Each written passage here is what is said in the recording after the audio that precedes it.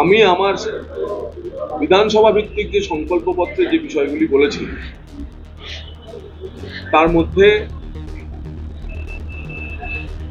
সিউড়ির সতীঘাটা শ্মশানে একটি 2 বেডের ইলেকট্রিক চুল্লির কাজ, তার ডিপিআর তৈরির কাজ, তার ফিনান্সিয়াল স্যাংশনের কাজ অলমোস্ট কমপ্লিট।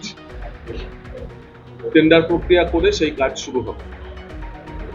আমি কৃতজ্ঞ মাননীয় মুখ্যমন্ত্রী এবং মাননীয় অর্থমন্ত্রীর কাছে যে সিউড়ি সুপার স্পেশালিটি হাসপাতালে আমরা বলেছিলাম সংকল্পপত্রে যে আমরা পূর্ণাঙ্গ সরকারি মেডিকেল কলেজ হাসপাতাল করব, তার ঘোষণা হয়েছে।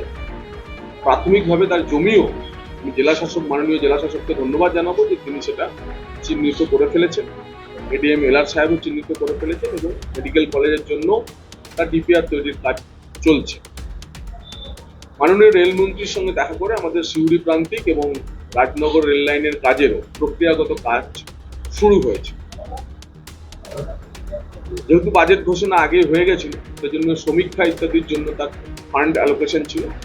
আমরা রেলমন্ত্রীর কাছে আবেদন করেছি যে সিউড়ি প্রান্তিক এবং রাজনগর রেল লাইনের জন্য বাকি প্রক্রিয়া দ্রুত এগিয়ে নিয়ে যাওয়ার জন্য।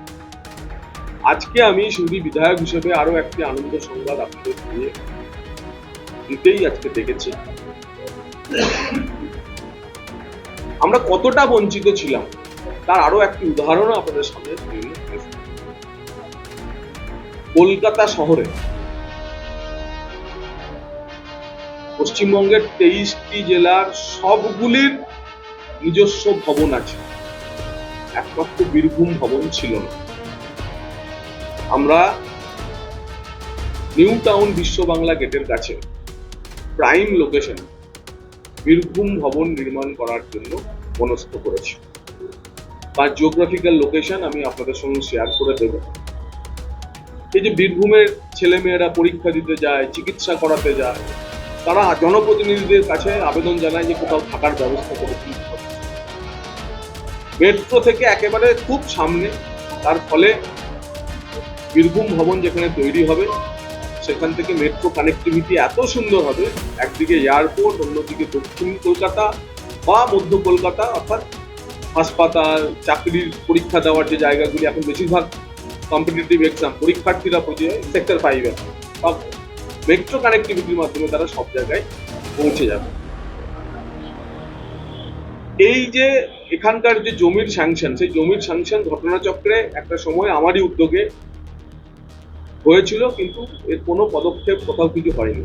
আমি মাননীয় জেলা শাসককে ধন্যবাদ জানাবো যে তিনি দ্রুত, যাতে আমরা হিচকোট থেকে এই জমি পেয়ে আমরা এই কাজ শুরু করে দিতে পারি, তার জন্য কাজ শুরু করেছেন। জমি চিহ্নিত হয়ে গেছে এবং এটা আমার মনে হয় বীরভূমবাসীর জন্য কলকাতার বুকে বীরভূম ভবন নির্মাণ একটি অন্যতম আনন্দের বিষয় বলে আমার মনে হয়। এখন আর আমাদের বীরভূমের লোকেদের কলকাতায় গিয়ে 2-4 দিন থাকতে হলে হোটেলে থাকতে হবে না। আমরা যেমন কলকাতার মানুষ দিল্লিতে বঙ্গভবনে থাকার জন্য কলকাতা থেকে বুকিং করে যায়, দিল্লিতে গিয়ে উঠি, ঠিক তেমনি সিউড়ি, রামপুরহাট, বোলপুর থেকে বুকিং এর ব্যবস্থা হবে। তারা গিয়ে বীরভূম ভবনে থাকবে, বীরভূম ভবনে থেকে কলকাতায় তার রাজধানীতে কাজকর্ম সেরে তারা ফিরবে। এই খবরটি ভাগ করে নেওয়ার জন্য আপনাদের আজকে দেখেছি।